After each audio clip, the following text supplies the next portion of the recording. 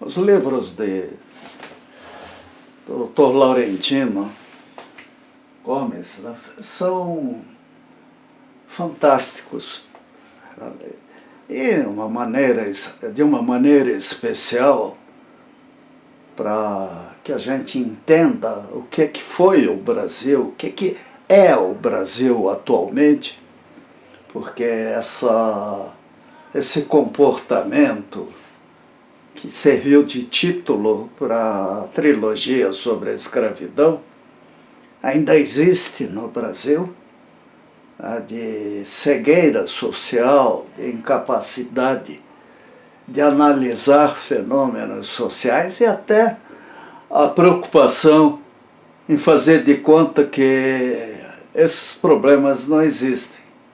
Então, esse terceiro volume, até para a curiosidade dos paranaenses, ele fala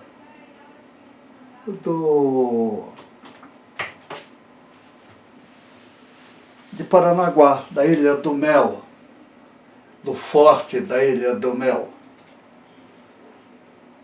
E a apreensão de navios, a reação do forte, comandante do forte, e como isso mexeu com o nosso governo, que era dominado pelos fazendeiros, famosa agroindústria da época, né? De café, de açúcar, de usineiros e por aí afora, exploração mineral, usando mão de obra africana, principalmente, de forma absurda. Algo que começou com a divisão do mundo no Tratado de Tordesilhas e a liberação da escravidão pela Igreja Católica. Bem, a escravidão, infelizmente, é algo que existe na humanidade desde que os bandos de Homo sapiens e depois Homo sapiens sapiens resolveram brigar entre si. Mas, para mim, foi até uma surpresa entender o que o forte da Ilha do Mel fez nessa época, e que acabou levando a Lei Eusébio de Queiroz, uma lei para inglês ver, e que provocou a Inglaterra de muitas maneiras.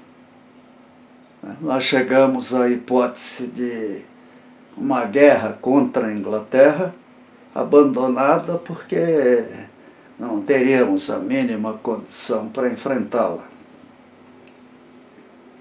E chama atenção até para Curitiba, que tem uma rua aí no centro, com o nome de um traficante de escravos, né? E continua. Todo esse problema, inclusive, provocou muito a cassação do mandato de um vereador de Curitiba, que se atreveu a entrar com os manifestantes numa igreja no Largo da Ordem que era dedicada aos escravos, se não me engano. Aí o padre lá se ofendeu, não tinha talvez educação, instrução para reagir de forma adequada ao que aconteceu. Mas nós temos que todo ano lembrar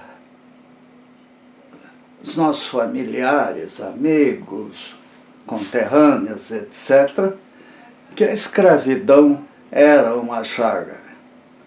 Em Blumenau, a Fritz Miller, Dr. Hermann Otto Blumenau, quando criaram a colônia, parece que uns 2 anos depois, perderam uma carga de escravos apreendida pelos ingleses. Foi um impacto econômico para a cidade, que teve a vantagem, a partir daí, de saber se virar como fosse possível. Isso sem esquecer os caçadores de índios, os bugreiros, que o governo do estado de Santa Catarina sustentava. E que aqui no Paraná também aconteceram. Então nós temos aí um déficit moral muito grande. Nós vamos ter eleições. Pessoal, porque eu sou conservador. Ou seria bom se o cara fosse conservador de múmias, né? Mas eles, de uma certa forma, esquecem que essa palavra no Brasil significou o apoio a atividades de tremenda injustiça social.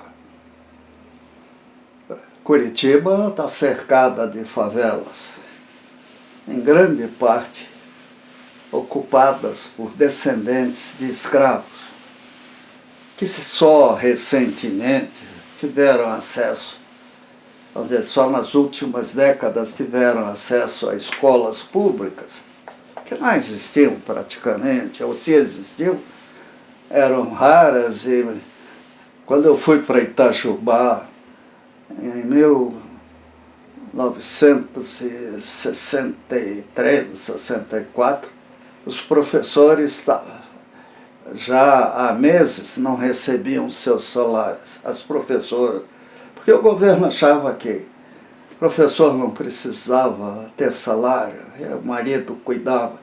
Era uma cabeça para lá de torta.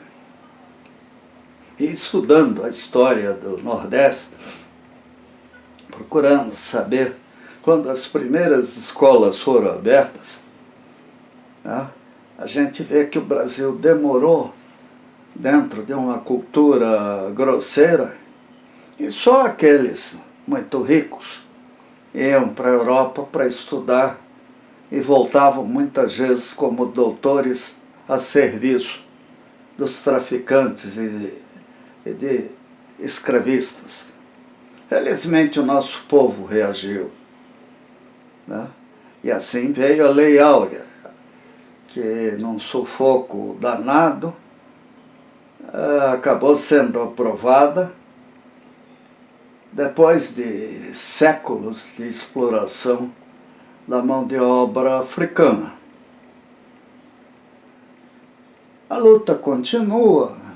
Nós temos que entender que os direitos humanos são fundamentais. Mas nós estamos vendo isso no mundo atual.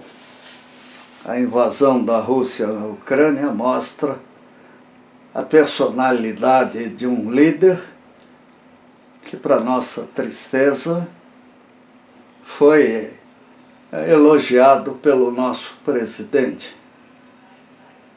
Isso ainda acontece. É muito triste, mas nós vamos ter que aprender. O G7, a Comunidade Econômica Europeia, está tomando decisões que vão afetar a nossa geografia econômica. Parece que é a única maneira do Brasil trilhar os caminhos da evolução moral, não é mesmo? Rezar é fácil. Ser, de fato, uma pessoa coerente com os direitos humanos é outra história.